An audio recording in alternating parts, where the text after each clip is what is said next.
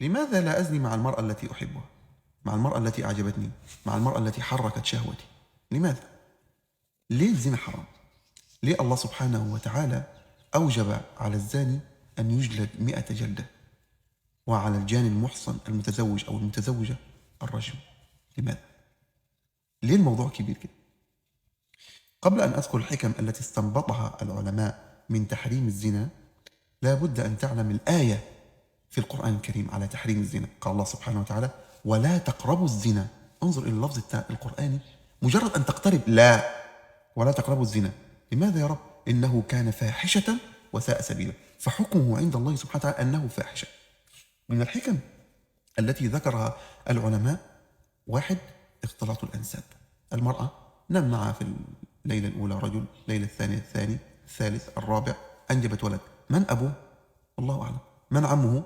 الله أعلم. من جده؟ الله أعلم. ما هي عائلته؟ الله أعلم. اختلاط الأنساب.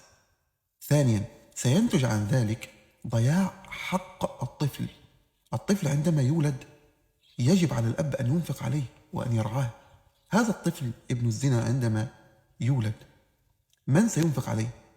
الله أعلم. من سيربيه؟ الله أعلم. من سيؤدبه؟ الله أعلم. من سيشفق عليه إذا مرض ويعالجه؟ الله أعلم. الأمر الثالث، فيه ظلم للمرأة. المرأة ستشيل الليلة لوحدها، فهذا لا شك أنه فيه ظلم لها، ظلم واقع عليها. الأمر الرابع، انتشار اللقطة. كثير من النساء ترمي بالطفل في الزبالة كما نرى، ترمي به على أبواب المساجد أو على أبواب المؤسسات الخيرية. فتخيل مجتمع ينشأ فيه كمية من أبناء الزنا. الأمر الخامس، انتشار الأمراض الفتاكة التي ليس لها علاج، مثل الزنا، الإيدز عياذا بالله تعالى، مثل السيلان. وكلما انتشرت الفاحشة كلما انتشرت أمراض لم تكن في أسلافنا.